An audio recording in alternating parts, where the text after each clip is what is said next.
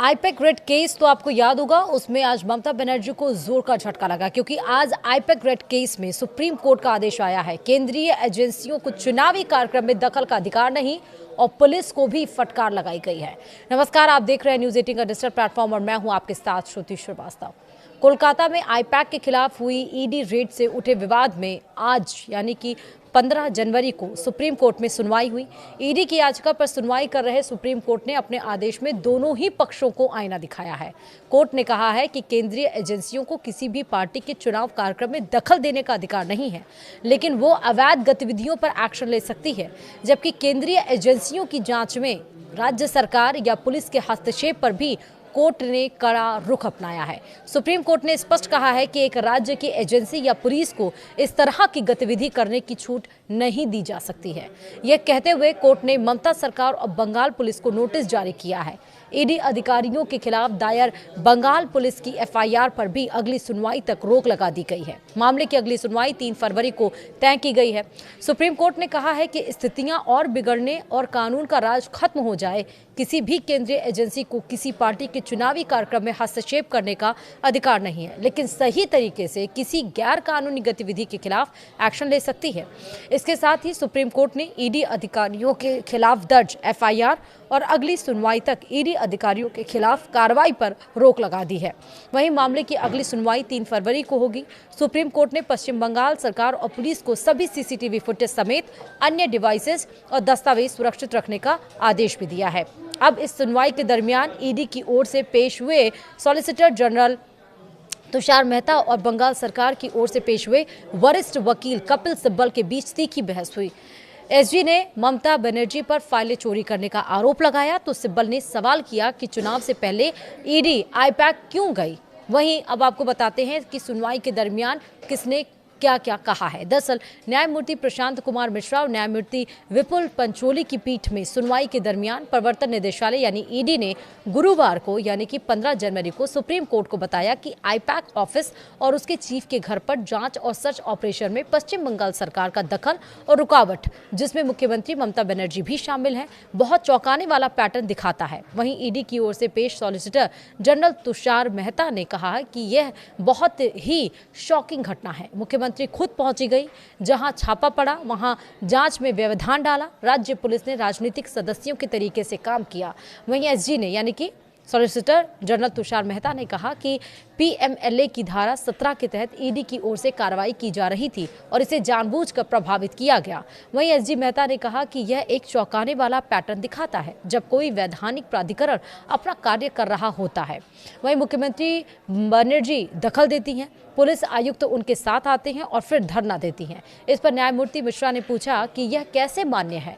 इस पर एसजी ने कहा कि ईडी की शिकायत है, एक पीड़ित और 1-2 अधिकारियों की भी है। ऐसे उदाहरण भी हैं जहां संयुक्त निदेशक के घर का घेराव किया गया, लोगों ने घबराकर फोन किए।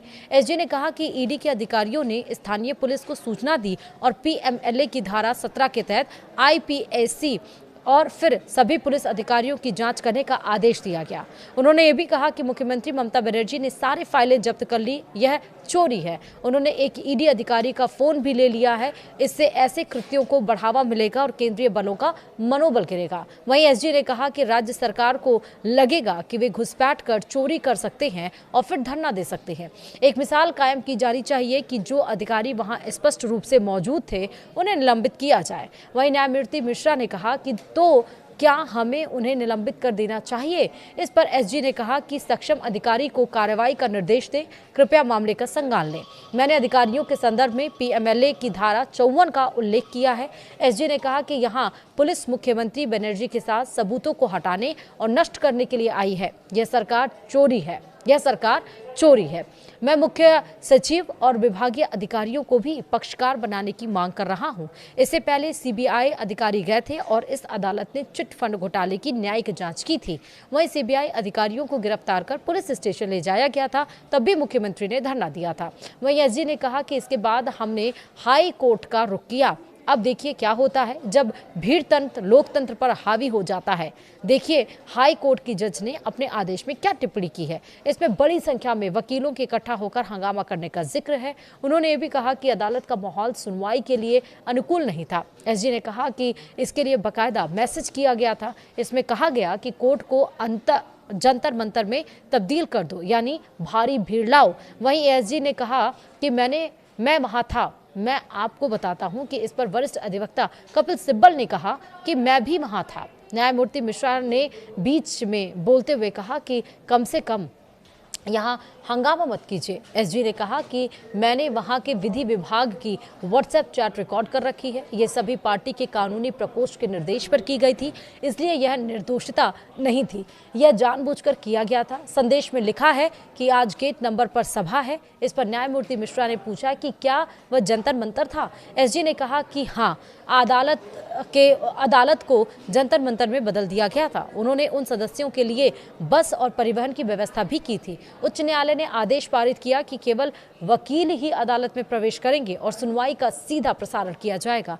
वहीं कपिल सिब्बल ने कहा कि यहां जानकारी की कलरिंग की जा रही है। सिब्बल ने कहा कि ऐसा दोबारा नहीं होगा। कल सुनवाई हुई थी। अगर यह अदालत इस मामले की सुनवाई करती है तो आपको यह मान लेना होगा कि हाईकोर्ट इसकी सुनवाई नहीं कर सकता। और इस पर जस्टिस मिश्रा ने कहा कि हमारे मुंह में अपने शब्द मत डालिए, अनुमान मत लगाइए।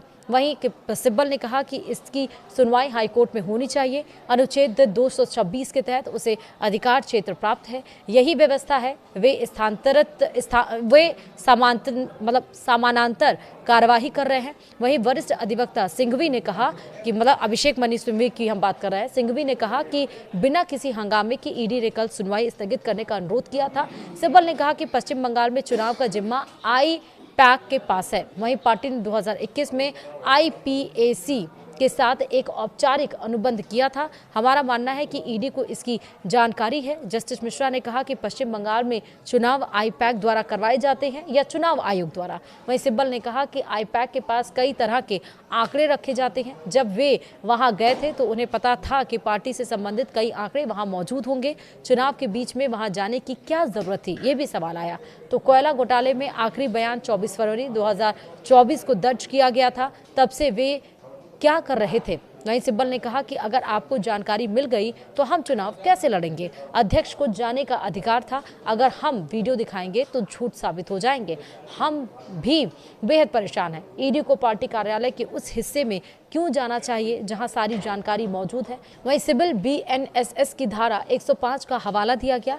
सिब्बल ने कहा कि मुख्यमंत्री द्वारा सभी उपकरण जब्त करने का आरोप झूठा है। यह उनके अपने पंचनामा से प्रमाणित है। यह सिर्फ पूर्वाग्रह पैदा करने के लिए किया जा रहा है। वहीं सिब्बल ने कहा कि 12:05 तक कोई जब्ती नहीं हुई। प्रतीक जैन के लैपटॉप में चुनाव से संबंधित सभी जानकारी थी। उन्होंने लैपटॉप और अपना निजी iPhone लिया, बस इतना ही, कोई बाधा नहीं थी। और इस पर ईडी के हस्ताक्षर है। याचिका में कही गई बातें पंचनामा के विपरीत है।